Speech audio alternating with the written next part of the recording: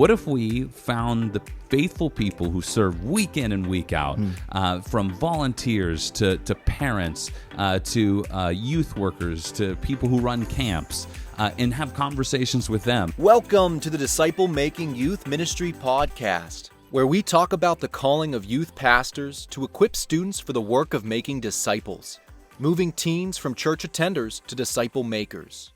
Here are your hosts, Joel Friend and Jeremy Collins. How's it going, everyone? Welcome to Season 2 of Disciple Making Youth Ministry, now in HD. HD, we got a camera now. Now you can boy. see what we can look like. And I planned this great because I'm off. It's a Tuesday. I usually work Tuesdays. I'm off today. And I forgot about that as I got dressed this morning and then drove over here. So glad to see you. I hope you are glad to see us too. So. See, now they're going to have to find the video to know what you're wearing. Yes. Isn't that great? So, yeah. Well, welcome as we begin Season 2. We've been off for the summer, and we're going to talk a little bit about what our summer looked like, and then we're going to shift into what we're so looking forward to about the fall. But before we get to that, Joel, can you tell us a little bit about what is Season 2 going to be like? Yeah, so when you go through a whole season, you kind of hit the main things right when you're at the front end of this. We had all these ideas, and then you kind of you knock those out. And now we're in Season 2, and we're kind of thinking through, okay, what do we want to do? We had this idea at one point. It's like, why don't we bring all the heavy hitters on? We have some connections here and there. Walt Mueller, Josh Griffin. We know Duffy Robbins. We have these connections. But then it dawned on us that we need them to come on our podcast more than they need to be on our podcast. Absolutely. Their platforms are always established. And so what we kind of, decided on was, what if we found the faithful people who serve week in and week out, from volunteers to parents, to youth workers, to people who run camps, and have conversations with them. And we were with somebody meeting that's going to be on an episode in a couple weeks, and I was like, it's kind of the diners, drive-ins, and dives of youth ministry, is that we want to find, the people that maybe you don't look for. They're not the big chain, Sure. They're not the Josh Griffin and, the Walt Muellers of the world, which they're doing great work in the world. What about those faithful servants that work week in and week out? And some of them have been doing it for such a long time. Yeah. And let's get their thoughts about youth ministry. Yeah, and I'm so excited. And these aren't just folks connected to our church. These are folks that we've bumped into in ministry or learned about. And there are some exciting conversations coming that I can't wait to get there. And I hope you're following us on Spotify, on Apple Podcasts, wherever you get your podcast. YouTube, which we already have a YouTube channel, right? We're going to be posting to YouTube now. We can post to YouTube. Yeah. And start following us there. Make sure you hit bell for notifications, all that good stuff out of the way. But you won't want to miss some of those conversations that we've got coming over the next few weeks and months. So yeah. Well, today we're jumping into what we did this summer. And Joel, I'm going to shoot it back to you. What was your summer like, both personally, ministry-wise? What did you have going on that you did this past summer? Actually, I had a question in my mind I wanted to ask you on the way here was, do you find the summer to be restful or stressful? Yes. Yeah, okay. Yeah, so for me, I hate summer. I love the predictability of the fall, the school year. Summer's good in terms of being able to connect uniquely with students. I know Sophia, our assistant. Sorry, forgive me, Sophia. She probably won't watch this anyway. Our associate. She talks to you enough. Yeah, she talks to me enough. Our associate director of youth ministry. She spent a lot of great time with kids. Went kayaking. Those sorts of things that you can do along the way. Those community pieces. But, the summer is a roll of the dice, man. When it comes to ministry, we started, we had this weekly thing that we wanted to do. This is the first time we've ever done something, maybe the second time, because we did a little bit of it with COVID, but we had some off weeks where, we, have a youth group night and a gathering, and we have it broken up, high school and middle school, separate nights. It's usually together during the school year on the same night. And so what we found is we had a very strong start, and then summer happened, and it's just, you see the attendance whittle down. We started like our very first one for high school was almost 40 students. We ended the last one in like 14. And that's just because when you get into July and you hit vacations and friends are finding out that one friend's away, and so that kid who usually comes isn't going to come because their friend isn't there, and so it just creates this domino effect. So I think for what we ultimately wanted to accomplish this summer, we did. If we were looking at a goal sheet of like, here are the check marks and the benchmarks of what we want to hit this summer, I think our ministry did that well in terms of community events, in terms of, getting kids to, we usually use the summer to ask questions and address some things. And leave a Q&A over at the end of every single time that we have. We did that. I think, it's hard to measure the success of what you do in a summer. But the other thing is that summer lends us to is it's a great transition time for kids who are moving from 5th to 6th grade and kids who are moving from 8th to 9th grade. Because if you just stop in, we usually end in middle of May. If you stop in the middle of May and those kids don't come around till mid-September, you got all that time where you haven't built up that confidence for, new kids coming in for your high school ministry or just your ministry in general to adapt and adjust and have those opportunities to connect with these kids so that when they show up in September, they're not weird. It's not a weird moment for them. Yeah, and I would echo everything you've said. I remember my first year in youth ministry. I was like, we're doing everything once. And I was like, we're good. Man, have I learned. But I would also say this summer was harder, mainly because I had no idea what to expect. And I think I had more hope for the summer. I put too much expectation on the summer, hoping that hey, we're out of school, we can do things outside more readily, right? We can gather, and I know the kids need FaceTime together. Like I know they need this for their relationships and everything else, and it was tough, man. And I think families this year really pulled out the stops in terms of traveling and just being away. Missed a whole year of it. Yeah, and I don't blame them. Yeah. But it made it really hard for consistency. Yeah, that was the hardest thing for me was having the consistency. Well, we consistently offered stuff, but not everybody took advantage of that every week. And then we also had a VBS, like our normal summer, if this is helpful. And our normal summer is that we would do 2 gatherings a month just to connect with students. But then we also had we had a mission trip. We used to have a trip to Michigan to go to a camp, a week-long one for middle school. And we would have our VBS in the summer that would be a week long. And so that's why we were able to kind of do 2 a month, because that would make sense of the schedule, because you have all this a lot of this time away with students, which does count as ministry. Sure. And so this summer when you had the consistency, and it's summer. I mean, kids have so many more options when there's not sports and homework and school and all those sorts of things.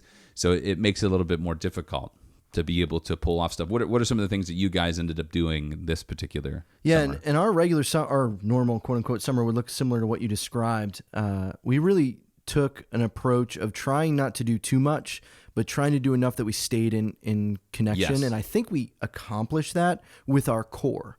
I think the outside of our core of students who will be our leaders, who are the faithful few that are there always, I think those relationships were further solidified. It was really difficult to get that next ring, like you got the core 12, and then you've got the multitudes and then the crowds. Like some of those folks just were popping in and out. So what we did was we focused on small groups throughout the summer, using our leaders, our best resource to be with students. And then we focused on doing 2 trips. We did 2 different camping trips, one with the middle school and preteen and one with the high school. Yeah. Do you have any stories from that? Oh my. Give me one. Give me one. I want one story. Here's one story. Middle school preteen trip. We're sitting around the campfire the first night making s'mores, and there had been a stray cat that's been walking around throughout the campsite. And it's about 9:30, dark enough you can't quite see what's happening. And I had a middle school girl go, "Oh, the cat is back." And one of our leaders, also named Jeremy, got up and started walking over, and he just yells, "Freeze!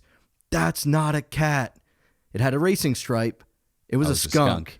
And I mean, you should have seen the faces on these little preteen middle school girls ready to run over and pick up this cat. And they realize it's no cat. No cat. This is a skunk. And all I could think in the back of my head was, I really don't want to drive a kid 2 hours home stinking like skunk. In the car. This is bad. So it could have gone really bad. Oh my but gosh. It was fine. It was no big deal, but just what could have been in my mind was way funnier. And I'm just thinking, I just see one of these girls trying to and just sprayed in the face. So that didn't happen. Yeah. So, what made you think about doing like a camping trip?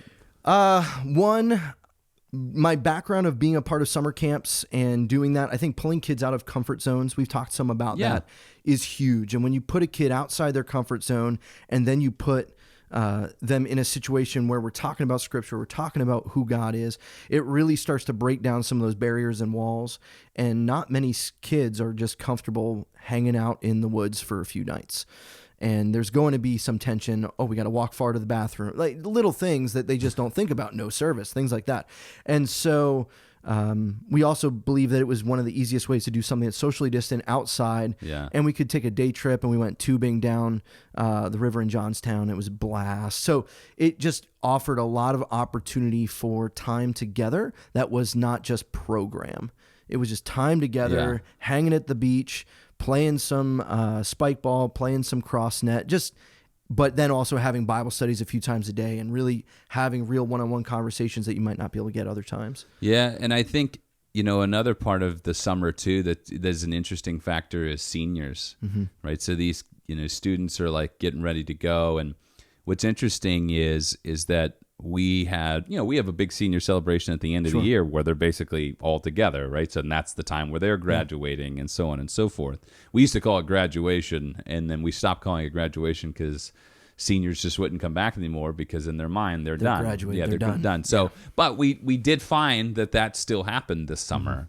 Is we had some seniors who just really enjoyed the group, so they stuck around. But the majority actually, and we had a huge class of seniors this year. A good majority of them just kind of opted out because they realized their other senior friends were going to be there, and they I don't want to say done with our ministry, but they had jobs and things that they wanted to do. There was, I had a kid who wanted to basically go to every Pirates game he possibly could, and a lot of them took place on Tuesday nights, and so when seniors are in that summer stretch and they're getting ready to go, they tend to they opt out of it too. I was thinking about a question while you were talking. Is like, this is the Disciple Making Youth Ministry podcast. Sure. How do we feel like summer fits into the disciple making process? How do we feel as though how we utilize it goes towards that goal? I think I want you to answer in a second, but I think it tends to be kind of like it's the little things more than when we try to hit in the school year. But what do you think for you? How does that fit into that process? I think there's two categories that I've always kind of approached. And one is what service can we do and what discipleship in terms of one-on-one conversations can we have? Because it's much easier to pick a kid up, go to lunch and do things like that. And then also a big component of our summers has always been bringing in new students. And that's a lot of times what Surf Cities and trips and missions trips have been onboarding places for relationships to come together quickly.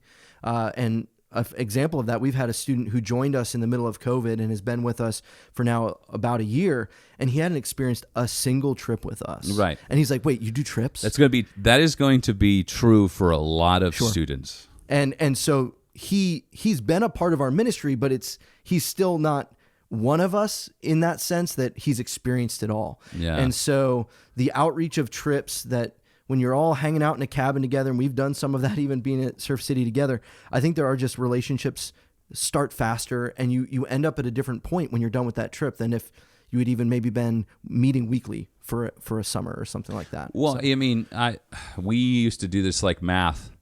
When we talk about camps here in a couple of weeks, the amount of time that you spend in a camp. I mean, if you factor in, let's say your youth ministry is an hour and a half every week, right?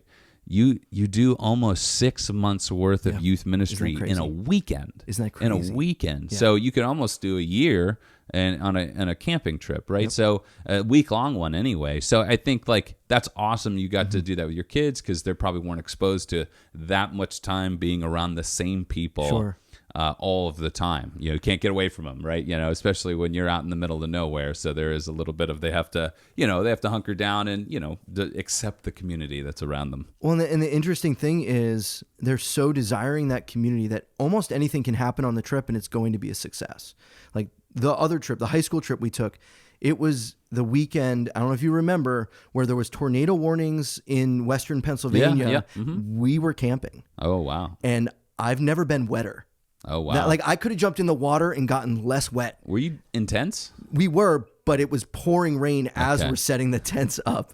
It was just no winning. And it was raining so hard that all I could think is if it rained like this for 40 days, I could see how the earth would be flooded. Sure. Just so much rain.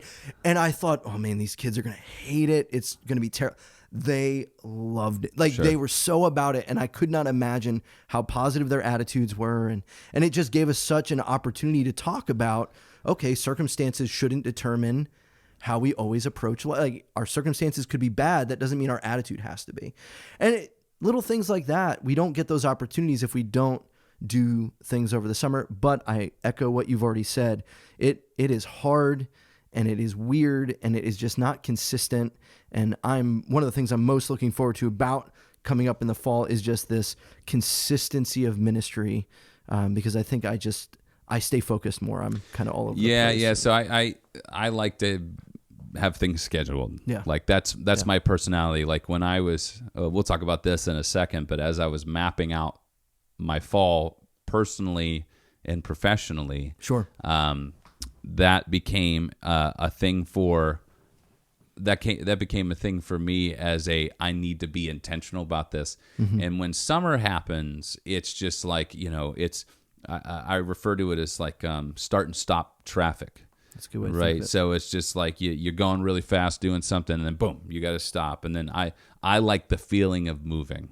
Mm-hmm. I like, and some people probably love the summer because they have a lot of that flexibility. I am not one of those people. It doesn't seem as though you're one of those people. I think I liked it more from a ministry standpoint when, and this is going to sound bad, but when I didn't have kids and I wasn't married. I was gonna say that. Well, I was always married in ministry, but the kids part, yeah, that's true. And I wouldn't trade any of that for anything, but the challenge of balancing family life and ministry in the summer is challenging. And so it was just a different thing. It was like, oh yeah, I can just go out. Yeah, we're going to get wings tonight. Sweet. Like those organic things could happen previously in ministry, and that's like what you're saying, these little things that just can happen, but those don't happen anymore because I have to schedule a week or two out where I'm going to be, when I'm going to be, because I might need a babysitter, I might need too many complicated things. It is more tolerable for my wife for me to be gone for a week than it is for me to, exactly what you said, these kind of spontaneous things that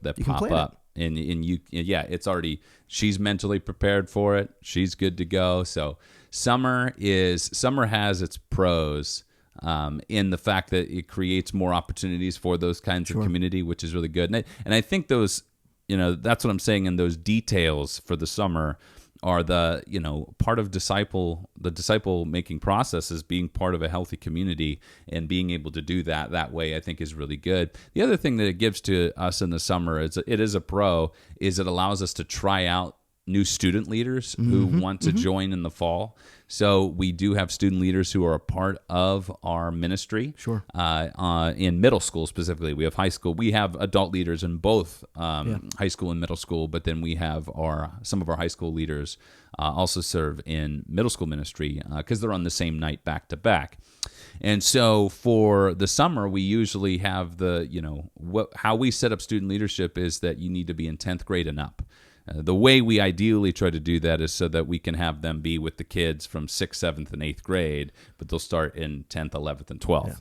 Yeah. And so we try to line it up that way. Sometimes it works that way, sometimes it doesn't. But we get a chance throughout our summer is to give these students a chance to come serve week in and week out, to go through the process of running a group. See if they, to go through the process of being there on time, going through the process of showing up and being responsible for this, to see if this is something they want to continue to do when there's sports, when there's school, when there's homework. We, I think for the most part, have almost 100% success rate with that. But that is a great disciple-making piece to the summer is to allow, sort of try out for students who are interested in leadership. Not too sure if it's for them, but I think 100% of the students that tried out this summer will be serving in our middle school in the fall. So speaking of the fall, why don't we talk we want to do a 30,000 foot view of some of the things we're excited about this fall, because next week's episode, I think it's my favorite title,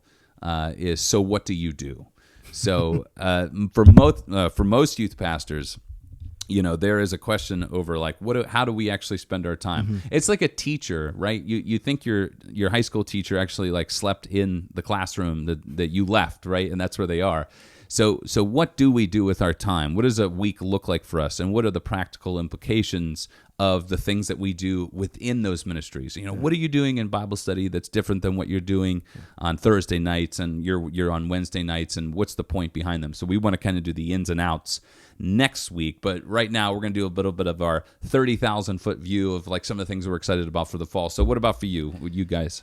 Well, and right before we do that, I want to pause 1 second here and just say thank you for listening. If you're with us, and if you're new and you've just found our podcast, we're excited as we're going on. If you want to contact us or reach out, disciplemakingym@gmail.com is our email address. We'd love to hear from you. Love to hear what you're doing, or if you have questions that you're like, hey, you need to talk about this, hit us up there, disciplemakingym@gmail. Let's hop back in. Also, that would be the spot where if you want to sponsor a section or you want to be a sponsor, we're looking for sponsors. So we are currently not sponsored by the Spurgeon Study Bible and by or the ESV Illuminated.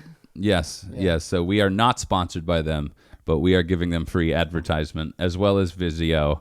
And Vizio TV. So not sponsored by any of those guys, but if you want to be a sponsor, let us know. So what am I looking forward to about the fall? We've already said it briefly, but the weekly grind of ministry, getting back on that schedule. There's something that's so familiar of that, but also something that I can find my purpose each day. I can have weekly goals. That's the thing. One of the hard things of the summer is you're kind of looking at it from a whole summer perspective instead of what do I need to do this week in youth ministry? Yeah. And there's always something that needs done this week in preparation for Wednesday night, Thursday night, whatever the night is that you have students. So I'm looking forward to that, but we've kind of already said that. So I'll throw out another one. I am looking forward to getting back to how do I say this? I'm looking forward to getting back to doing youth ministry a little bit the way that we did before COVID. Okay. And what I mean by that is we're kind of reverting back to what is old. We're bringing back is new again. We're back to 2 hours together time. Sure. We're back to, because of 2 hours, putting more focus on small group ministry. Yep. We're back to consistent breaking up of our middle school and preteen. We do 4, 5, and 6, and 7 and 8. This past year, we had to do that all together. And putting a 4th grader and 8th grader in a room, that's challenging. I'm looking forward to not doing that. Yeah. and focusing on those different ministries. So getting back to what we've done a little bit. That's not to say it's just going to be the same. Yeah. But bringing back some of the things we worked, because pre-COVID, we really hit a stride, I felt, in our ministry with our volunteers and our leaders. And I still feel like we're recovering massively from that. I think everybody is. Our children's ministry, I mean, this is the cascading effect that has happened. Sure. Our children's ministry decimated by COVID. Yeah. Thus, our middle school ministry got decimated by COVID. I mean, for on our roster right now, our middle school ministry looks pretty solid, but it's just, those kids aren't there every week. And that's because those kids that were supposed to be in 5th grade, 2 years ago, they haven't been really coming to church, so it's not part of the rhythm of their life. And so now we're kind of playing a little bit of catch up. And, I think we have a Celebration Sunday kickoff for our church this Sunday, so we're hoping that's a good launch into all of our fall ministries. We start next Thursday. So we're excited about those things. But yeah, to your point, I said this to Sophia a couple, months ago, is like, we're rebuilding. That's just where we are. I mean, especially in middle school, it feels like, we're at ground zero, and now we need to lay a foundation. We need to build upon that. And, to one of the first episodes we had, is the old Wayne Manor burnt down, and I don't think we're going to rebuild it again. brick same for way. brick. Yeah. Yep. So I think we're excited about those things too. Anything else that you guys are excited about? I'm excited to see where families and students are. There were some new relationships that we began over the summer, that some new students showed up, and I'm excited for that. I'm excited for some of our new leaders that we've got coming on, because I don't know how this went with you, but it's been harder to find leaders and harder to get some of our leaders back who had taken a break. Yeah. And that's for a host of reasons, family and life and job changes, and so many things have changed. And so I'm looking forward to seeing how God works in some of those new things, and particularly how some of those new relationships, how can we build off of what's begun over the summer? Yeah. So what for you? What are you looking forward to? Should things not our, this rise in this Delta variant, mess things up? Although I have a feeling in the world, like, people are marching forward. That's just my perception. It's like, I think we're just marching forward to the best of our ability. And we're going to do as we can. If you get it, stay away. I think that's just, where we are right now. Well, we're in Pittsburgh, so that seems to be just in Pennsylvania. That seems to be, where we're at with things. So we'll see how it goes. But one of the things I really hope that we can get back to is getting away for camp again. And I think there'll be challenges with that. And, I talked to the guys that I think we'll have on in a couple weeks to share about their heart behind, going to camp and how that works in the disciple making process. But, they have to limit the amount of kids that can actually come to camp. They have to, there's wearing masks indoors for certain things. And so there are some things that are in place that need to take place in order for this experience to happen, because how we do camp in Pittsburgh is, it's not like we go away. We do that once a year for our ministry to do a little bit of a discipleship weekend. This camp we go to is more for outreach for kids who don't know Jesus. And so what they tend to do is they take kind of all of the churches in the greater Pittsburgh area, and they bring them together for a weekend. I mean, these weekends are across 4. There was 2 middle school and then 2 high school, and they would get, I think, about 1,500 kids over the course of that. I mean, that was just true of when, back in 2019. And so we're 2 years later, probably won't have that many, but just going away with kids, having that time, getting kids who've never been to camp before, the experience of going away, knowing that is such a wonderful and positive thing, and for them to do business with God and how God does work on a weekend getaway. So I'm looking forward to that. So let me ask you a question go ahead. on that, because we have a parent meeting coming up here soon to start talking about all of those things. How is that being received? How are people? Have you started talking about that yet with parents? And is there buy-in? I would say it just depends on your church and the kind of the attitude of your parents. Yeah. The attitude of our parents is just do good ministry, and I think we're getting the majority of students coming to our events already. So I imagine there might be a feeling of, well, I feel fine sending my kid away for a weekend. Well, I mean, we'll see how that all plays out. There's a question of wisdom in that, and I understand those sorts of things. So I think for our parents overall, we have let them know. We put save the dates on the calendar. They're aware of when we're doing it and that it is happening. Yeah. And so I don't know. We're supposed to send numbers into camp to let them know, like, hey, here's how many people to potentially expect, and you got to put a down payment on this. I usually sweat when I do that anyway in a normal year, because I don't want to get the number wrong, because it's always harder to ask for more spots whenever you get too many kids. So I used to shoot higher, but I was like a waterfall last week trying to send those numbers in, because I don't know, man. I think our parents want to send their kids away, and we already have this kind of interesting thing with middle school, and the middle school kids aren't attending as strongly as they used to. So we'll see. I mean, I think we might do like an episode like post camp review. How did that go? And we'll see how it ends up going. But it's out there, and if anybody asks, like, yep, we're doing it, and we'll let kids know probably from the beginning of the year. But I'm going to say the word Laurelville to some kids, and they're going to have absolutely no idea. But I'm excited to, bring those ideas back, and I know they'll have promo videos and get kids excited for that. The other thing that I'm excited for is, I mentioned this, last spring, is I'm doing seminary. Woo! So I'm starting seminary at Gordon Conwell. There's another free sponsorship for you, non-sponsorship for you, marketing. And so, that's going to be an interesting thing for me personally, because of the work that it takes. And I'm only doing one class, and I did that by design so that I don't drown, because I'd be fearful of being in a position where I was just doing too much, and I'm excited about that opportunity. I think it'll help. I want to bring what I learned to students. I've already thought in ways of how that could happen, in some of the things I've learned. But I start class next Monday, so I'm excited about that. Yeah, and I'm just happy to be back into the rhythm of meeting with kids again. To be around our leaders who are such wonderful people. We filled basically every spot. And sorry to say this for you, but we filled every spot but one. But we're managing that, and we're combining groups together. That'll help too.